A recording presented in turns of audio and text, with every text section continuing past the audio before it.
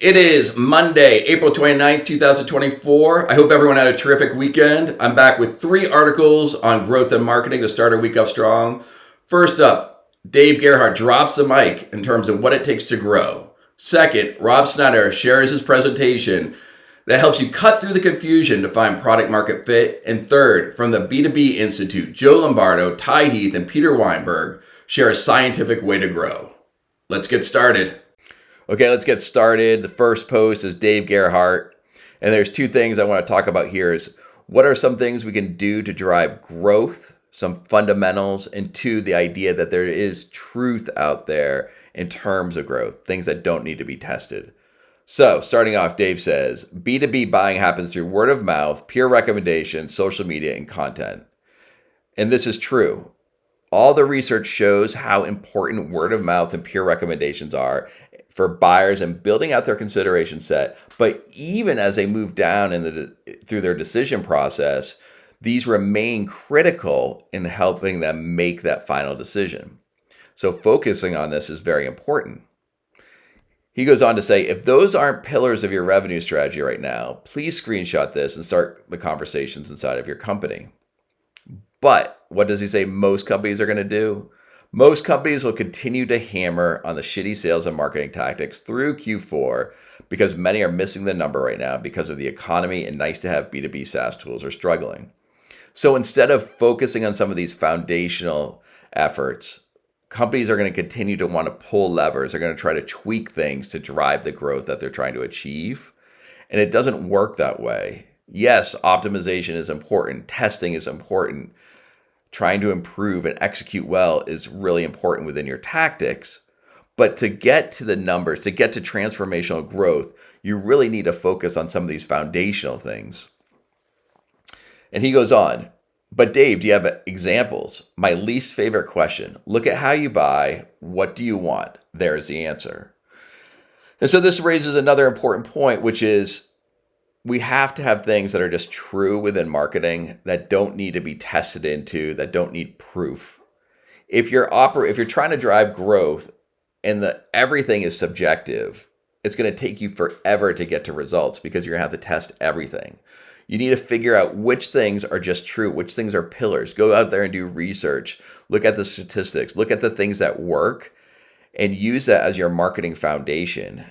Don't always be testing into things. You will not be effective. You will not drive efficient growth. And so focusing on those things that are true, like word of mouth, peer recommendations, the importance of brand, accept some of these things as true, and then go optimize, go test on some of these other tactics so you can see what you can do to drive growth from that perspective. So 2 good points here, things that we can focus on to drive growth. And just in terms of your overall marketing approach, it is important to establish some tactic, strategy, pillars that are just true, so you don't have to test all the time. Let's take a look at this presentation from Rob Snyder, who talks about developing your product market fit through the noise.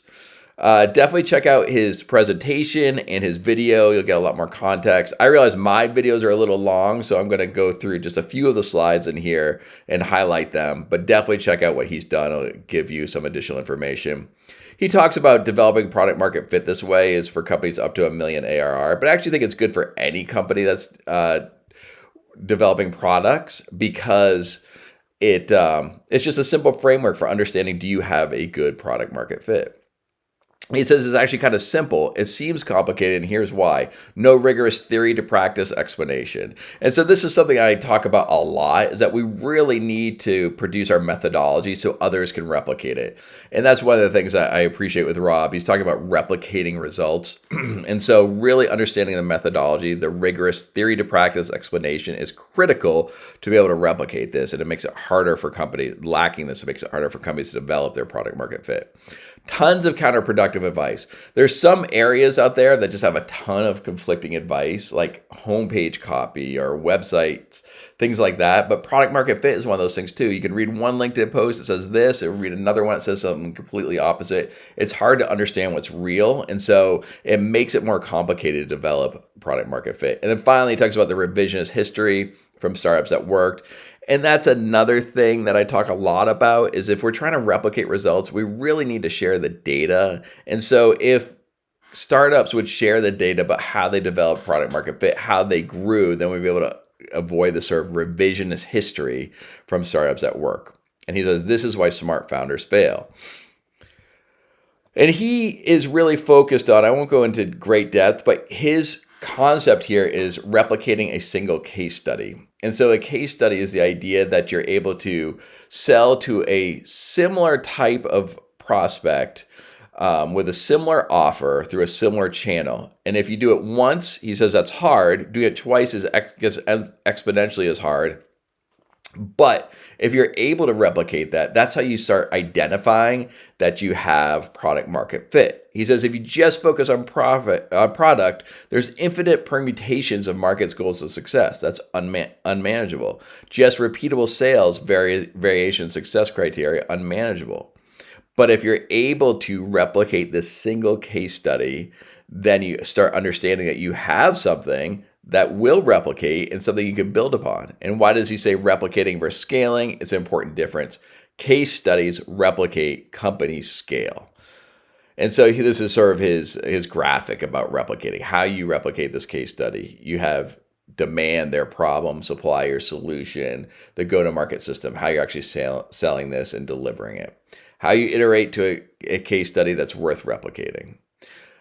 So anyway, here's his 4-step process. Design your case study hypothesis. Use the case study to replicate the case study, aka sell. Debug the case study as you use it to sell. Repeat steps 2 and 3. Ignore everything else. So this is really simple, but I like this idea that if you're able to get product market fit through this sort of case study concept and replicate that, then you will be able to grow your business because you know this audience is responding to your offer through this channel. And so it's something you can build upon for the future. So anyway, like I said, go take a look at the video, go take a look at the presentation. It will help you develop your product market fit. Okay, now we're gonna take a look at this article that was published on Nature. It's based on the research done by the Ehrenberg Bass Institute of South Australia and the B2B Institute with Ty Heath, Jon Lombardo, and Peter Weinberg.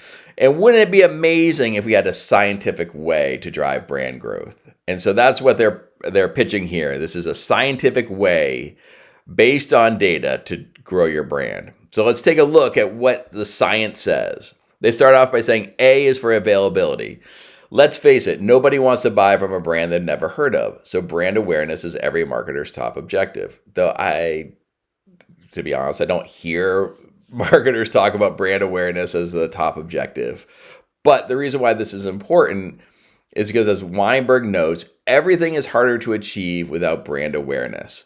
Lead generation, clicks, event registration, conversions. This is absolutely true. A strong brand will resonate, will enable the entire customer lifecycle, will make it much more effective. A strong brand all the way up through awareness and all the way through conversion. So a strong brand is absolutely critical. So the question becomes, how do brands increase awareness? According to Professor Brian Sharp, director of the EBI, which is the Ehrenberg Bass Institute, brand growth results from a refined and singular principle, availability. So what does that mean? Well, it's split into 2 areas. There's physical, which is how easy is it to buy your product, how easy a brand is to buy. So is it easy for customers to actually purchase your product? The other aspect of it, which is a little more complicated, which is mental availability. In real terms, it is a brand that comes to mind that gets purchased. And so they say mental availability goes deeper than just awareness. It operates at a conscious and unconscious levels to promote strong associations, influencing future sales and in various buying situations. Brands with high mental availability come to mind more easily in buying situations, making people more likely to buy. So that's the key when someone's actually going to make a decision, what brands come to mind. And that's availability. So you want to make it easy for them to buy, and then you want to make sure when they go to make a decision, when they start doing their research, your brand is one of those brands. And so it's not just about awareness, but it's saying this is someone I want to consider within it. So that's the availability. Advertising should be constant and consistent. And so they're saying evidence shows that if you stop and start your advertising, there's a brand decay. People start becoming less familiar, less aware. They don't put you in the consideration set if you don't continually advertise. And they say this is the reason why Coke and Apple constantly advertise, even though everyone knows who they are. And so you want to build these brand memories. It follows that all advertising must include distinctive elements such as colors, logos, and taglines, things that will make it easier to recall your brand. Clear and ambiguous branding invested in over a long time, think L'Oreal's Because You're Worth It, helps brands stand out and be recalled easier. Advertising using the 95-5 rule. As I said earlier, 95-5 isn't really a rule at all. It's a heuristic for understanding that only a few people are in market. And it's not really science-based. It's just a way of helping us understand that few people are in market. But I think it is true that there is only a small portion of people are in market and more out of the market right now. So how do you adjust your approach to address both of those audiences? For in-market buyers, the 5%, rational messaging like communicating expertise and product focus. Narrow targeting aimed at customers buying right now. Measure success using sales metrics such as ROI. So this is where marketers spend a lot of their time and a lot of their budget is how do we convert these 5%? But they have a tendency to ignore these 95% out-of-market buyers.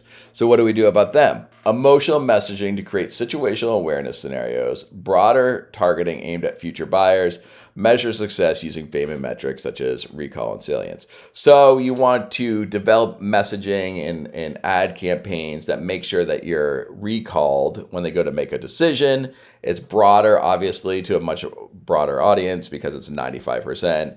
And then you measure success by measuring your brand awareness. And there's a number of tactics you can do, but this is a critical. Here's the thing, though. So we're saying you need to advertise. It needs to be creative. It needs to be engaging. It needs to be memorable. The problem is that B2B advertisers are not very good at this. And they have a stat here saying a B2B ad is 154 more times likely to score a 1, which is the lowest score, than a 4 or 5 stars. So the ads are not very good. So we need to get better about this. Producing mediocre advertising is a B2B problem, one that Weinberg and Lombardo attribute to product delusion, the misplaced belief that buyers always choose the best product, and brands grow by communicating the superiority of their product, leading B2B marketers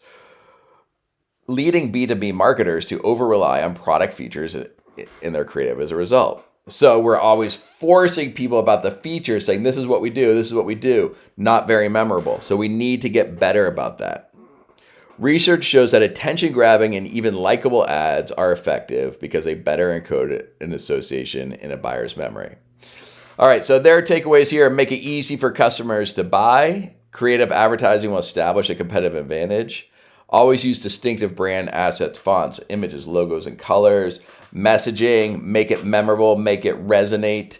Continuous advertising builds memory structures to refresh, reinforce, and remind. So this is the scientific approach to brand growth. And so, definitely go check out the Ehrberg-Bass Institute. They have a lot of interesting content, kind of a different approach.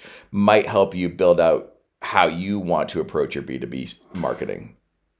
All right, that's it for me today. 3 good articles: Dave Gerhardt, Rob Snyder, and then this from the B2B Institute on the scientific approach to growth. I hope you enjoyed, and I will see you tomorrow.